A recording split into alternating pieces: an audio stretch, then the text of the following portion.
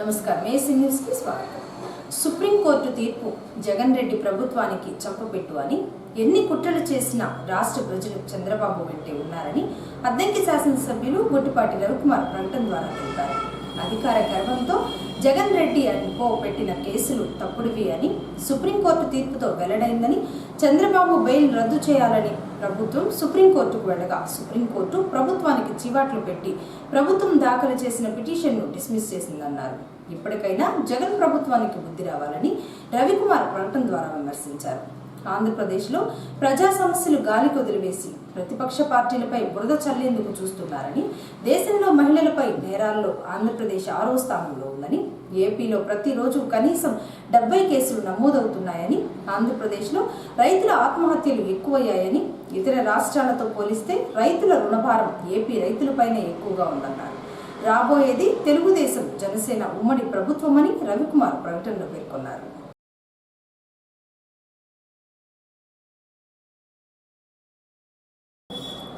రానున్న 2024 ఎన్నికల్లో ముఖ్యమంత్రి వైఎస్ జగన్మోహన్ రెడ్డిని రెండోసారి ముఖ్యమంత్రి చేసుకోవాల్సిన బాధ్యత ఉందని, అద్దంకి అసెంబ్లీ సీటు ముఖ్యమంత్రికి కానుకగా ఇవ్వనున్నారని వైఎస్ఆర్సీపీ పార్టీ అద్దంకి నియోజకవర్గం ఇన్ఛార్జి పానెం హనుమిరెడ్డి అన్నారు. సంతమాగులూరు మండలంలో వైఎస్ఆర్సీపీ పార్టీ కార్యాలయం ప్రారంభోత్సవం కార్యక్రమాన్ని ఏర్పాటు చేయగా ముఖ్య అతిథిగా ఇన్ఛార్జి హనుమిరెడ్డి హాజరయ్యారు. ముందుగా రాజశేఖర్ రెడ్డి విగ్రహానికి పూలమాలలు వేసి నివాళులర్పించారు. పార్టీ కార్యాలయం ప్రారంభోత్సవంలో వైఎస్ఆర్సీపీ పార్టీ నాయకులు, కార్యకర్తలు తరలివచ్చారు. ఈ సందర్భంగా హనుమిరెడ్డి మాట్లాడుతూ తన మీద ఎంతో నమ్మకం ఉంచి అద్దంకి సీటు తనకు కేటాయించారని, రానున్న 2024 ఎన్నికల్లో భారీ మెజారిటీతో గెలుపొంది అద్దంకి సీటు ముఖ్యమంత్రికి కానుకగా ఇవ్వనున్నారని, తను నిత్యం ప్రజల మధ్యలో ఉంటూ వారి సమస్యలు పరిష్కరించేందుకు ముందుకు వచ్చారని, అతి తక్కువ సమయంలో నియోజకవర్గంలో ఉన్న ప్రజలు తనను ఆదరించారని, సమస్యలేమి ఉన్నా వారి దృష్టికి తీసుకుని వస్తే తక్షణమే పరిష్కరించే విధంగా కృషి చేస్తారని హనుమిరెడ్డి తెలియజేశారు. 2024 ఎలక్షన్స్ లో మనం అద్దంకి నియోజకవర్గాన్ని జగన్మోహన్ రెడ్డి గారికి గిఫ్ట్ ఇస్తామని చెప్పి మీకోసం మీ వెనకాల నుండి ఎలక్షన్స్ లో ఏం అవసరమో దానికి అన్నిటి కూడా నేను మీ వెనకాల నుండి నేను ఇబ్బంది చేస్తాను. మీరు ముందుండి గట్టిగా నిలబడినట్టయితే నేను మీ అందరికి అండగా ఉంటాను. భారీ మెజార్టీతో మన అద్దంకి జగన్మోహన్ రెడ్డి గారు గిఫ్ట్ ఇచ్చినట్లయితే జగన్మోహన్ రెడ్డి గారు 175 నియోజకవర్గాల్లో 174 నియోజకవర్గాలు వేరు, 175 నియోజకవర్గం అధ్యక్షులు జగన్మోహన్ రెడ్డి గారు చాలా ప్రెస్టేజ్గా తీసుకుంటున్నారు. ఈ నియోజకవర్గాన్ని చాలా అభివృద్ధి కూడా ఏ పని వచ్చిన వెంటనే చేపించే విధంగా అందరూ చెప్తున్నారు. జగన్మోహన్ రెడ్డి గారు కూడా అందరికి ఆర్డర్స్ పాస్ చేశారు. ప్రతి పని కూడా ప్రతి రాష్ట్రంలో ఏ పని అయినా సరే ఏ కంప్లైంట్ వచ్చిందంటే వెంటనే సాల్వ్ చేయమని వచ్చింది. అదేవిధంగా మనకు కూడా అభివృద్ధి లేదని ప్రతిపక్షాలు అంటా ఉన్నాయి. ఒక మాట చెప్తున్నాను, ప్రతి ఊరికి 20 లక్షలు, ప్రతి సచివాలయానికి 20 లక్షలు ఇచ్చిన ఘనత గతంలో ఏ ప్రభుత్వం చేసిందా? చేయలేదు. ఇంకొకటి వచ్చేటప్పటికి నేను రాజకీయాల్లో ఉండను, ఆ విధంగా జనానికి అబద్ధం చెప్పి మోసం చేసి నేను రాజకీయాల్లో ఉండలేను. కానీ ప్రతి కార్యకర్తకి వైఎస్ఆర్సీపీ ఓటేసిన అందరికీ, జగన్మోహన్ రెడ్డి గారి అభిమానులకి, వైఎస్ఆర్ అభిమానులకి ప్రతి ఒక్కరు కూడా నేను అండగా ఉంటాను. ఇది మాత్రం నేను ఖచ్చితంగా చేస్తాను. మీ అందరికీ ఒకటి చెప్తున్నా, పార్టీలో ఎంత పెద్ద పని అయినా సరే, ఎంత చిన్న పని అయినా సరే ఏదైనా చేసి పెడతాను. కానీ దయచేసి చెప్తా ఉన్నాను, పార్టీలో చిన్న గ్రూపులు ఉన్నాయి. ఆ గ్రూపులను వదిలేసి చాలా ఊర్లలో నేను వెళ్ళాను. దగ్గర నేను వచ్చిన దగ్గర నుంచి 40 ఊర్లు నాకు తిరిగాను ఇప్పటికీ ఈ తక్కువ టైంలోనే. ప్రతి ఊర్లో కూడా కాబట్టి ఏం చేస్తున్నారా అంటే అక్కడ కొంతమంది ఉంటారు, ఇద్దరు దగ్గరికి వస్తున్నాను. అందరూ సంతోషంగా ఉంటున్నారు. కానీ అవి కాకుండా అందరూ కలిసి కట్టుగా ఉన్నట్టయితే ఎంత ఓడైనా సరే మనం ఖచ్చితంగా గెలుస్తాము. మీకు ఒక్కటి చెప్తున్నా, మీ అందరూ ఒక్కటేనండి. రాబోయే ఎలక్షన్స్ వచ్చేటప్పటికి అద్దంకిలో ఎంత కష్టమైందో మీ అందరూ తెలుసు. ఎందుకయ్యా అద్దంకిలో కష్టం అంటే, అవతల ఉన్న వ్యక్తి, అవతల పోటీ చేసే వ్యక్తి పేరు వదిలే అవతల పోటీ చేసే వ్యక్తి మాయల మరాఠీ అని అందరూ చెప్తా ఉన్నారు నాకు. ప్రతి లీడర్ కూడా చెప్తా ఉంది ఏంటంటే అవతల ఉన్న వ్యక్తి మాయల మరాఠీ అన్న ఉంటే ఆ పార్టీలో ఉన్న పోలీసు వాళ్ళతోటి డిపార్ట్మెంట్ ని అందరితోటి గెలిచిన వ్యక్తి. కానీ మొదటిసారిగా ఈ రోజున ఇక్కడ అధికారం లేకుండా అతను పోటీ చేస్తున్నాడు. నేను కూడా కొత్తగా వచ్చాను కాబట్టి మనందరం కలిసి చేసినట్లయితే ఇక్కడ వైఎస్ఆర్సీపీ గెలిపించడం పెద్ద కష్టమైన పని కాదు. ఇందాక సోదరులు అన్నట్టుగా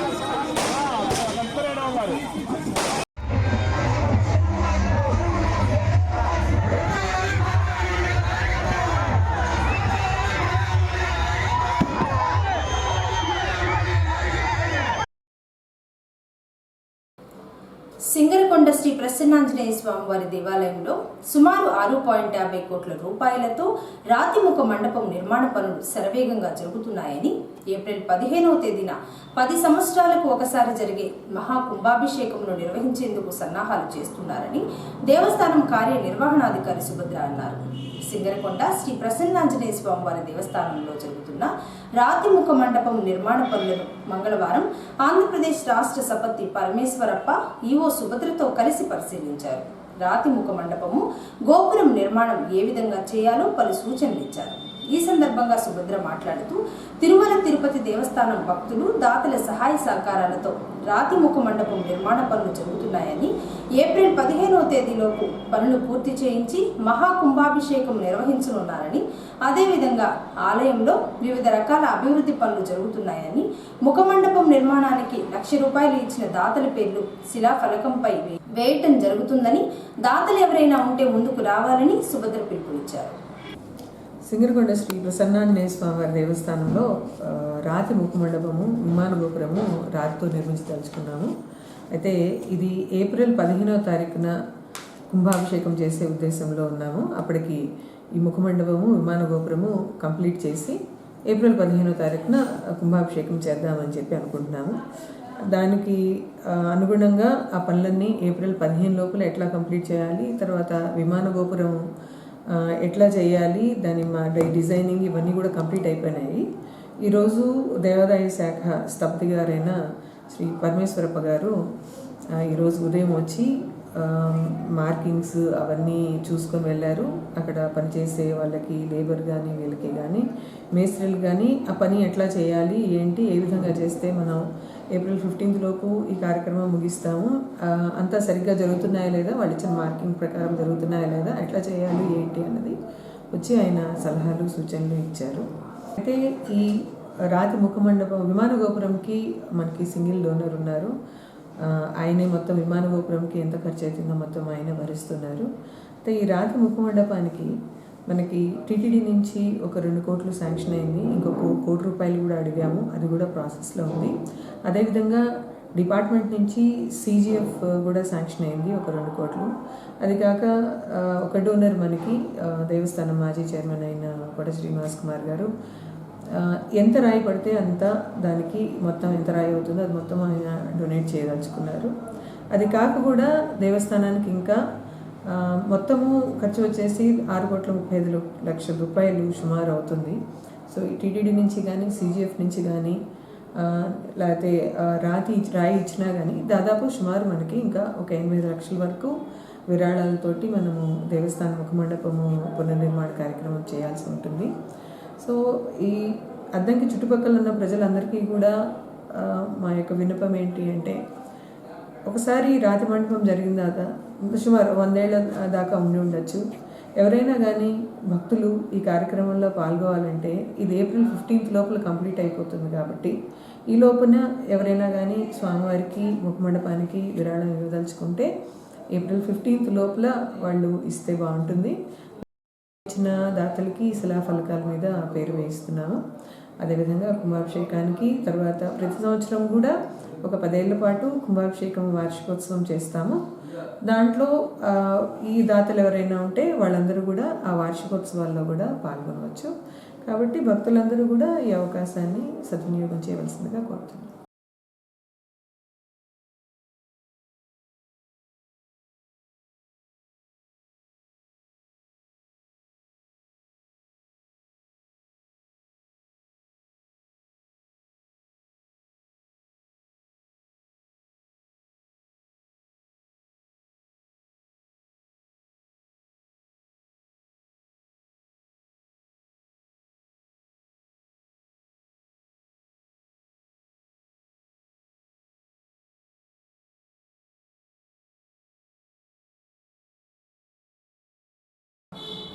అద్దంకి పట్టణంలోని స్థానిక విశ్వభారతి స్కూల్ సమీపంలో ఉన్న శివనాగ రమేష్ ఇంట్లో భారీ దొంగతనం జరిగిన సంఘటన మంగళవారం వెలుగులోనికి వచ్చింది. శివనాగ రమేష్ కుటుంబ సభ్యులు ఒరిస్సాలోని జగన్నాథ స్వామి దేవస్థానానికి శుక్రవారం వెళ్ళగా తిరిగి మరలా మంగళవారం తెల్లవారుజామున అద్దంకి రాగా ఇంటి తలుపులు తెరిచి ఉండడంతో లోపలికి వెళ్లేసరికి దొంగతనం జరిగింది. వెంటనే పోలీసులకు సమాచారం ఇవ్వగా ఎస్ఐ వెంకటేశ్వర్లు వెళ్లి దొంగతనం జరిగిన తీరును పరిశీలించి ఇంట్లో బంగారం, నగదు ఎంత ఉంచారో విచారించి కేసు నమోదు చేశారు. రమేష్ ఇంట్లో జరిగిన దొంగతనం కేసులో సుమారు 20 సవర్ల బంగారం, 1,70,000 రూపాయల నగదు అపహరణ చేసుకుని వెళ్లినట్లు పోలీసులు నిర్ధారించారు. త్వరలోనే నిందితులను పట్టుకుంటారని ఎస్ఐ వెంకటేశ్వర్లు తెలియజేశారు.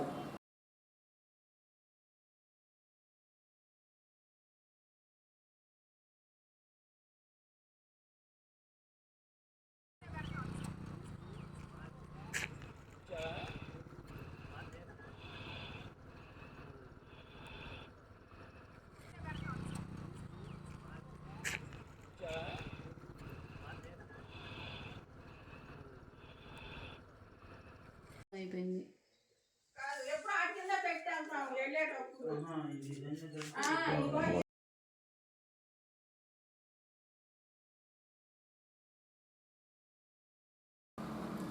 మహాత్మా గాంధీజీ వర్ధంతి సందర్భంగా మంగళవారం అద్దంకి పట్టణంలోని స్థానిక గాంధీ బొమ్మ సెంటర్లో ఉన్న గాంధీజీ విగ్రహం వద్ద అద్దంకి మండలం ఆర్యవైశ్య సంఘం ఆధ్వర్యంలో వేడుకలు నిర్వహించారు. కాకాని రాధా, రామకోటేశ్వరరావు, వైస్ చైర్మన్ పద్మేష్, మాధవరావు, ఉడత్తు సురేష్ తదితరులు కలిసి గాంధీజీ విగ్రహానికి పూలమాలలు వేసి నివాళులర్పించారు.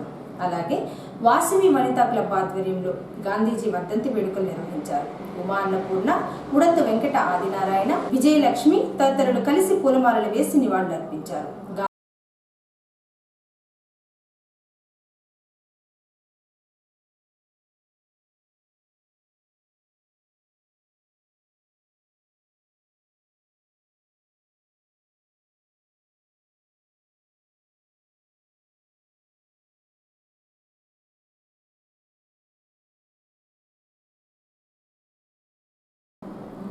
సంతమాగులూరు మండలం వెల్లల చెరువు గ్రామంలోని ఎస్సీ కాలనీలోని రాజారావు నివాసం ప్రమాదవశాత్తు కాలి బూడిదయింది.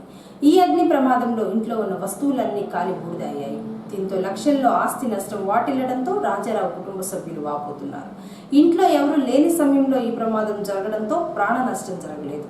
అగ్ని ప్రమాదంలో సర్వం కోల్పోయిన రాజారావు కుటుంబ సభ్యులను ప్రభుత్వం ఆదుకోవాలని కాలనీ వాసులు తెలియజేశారు.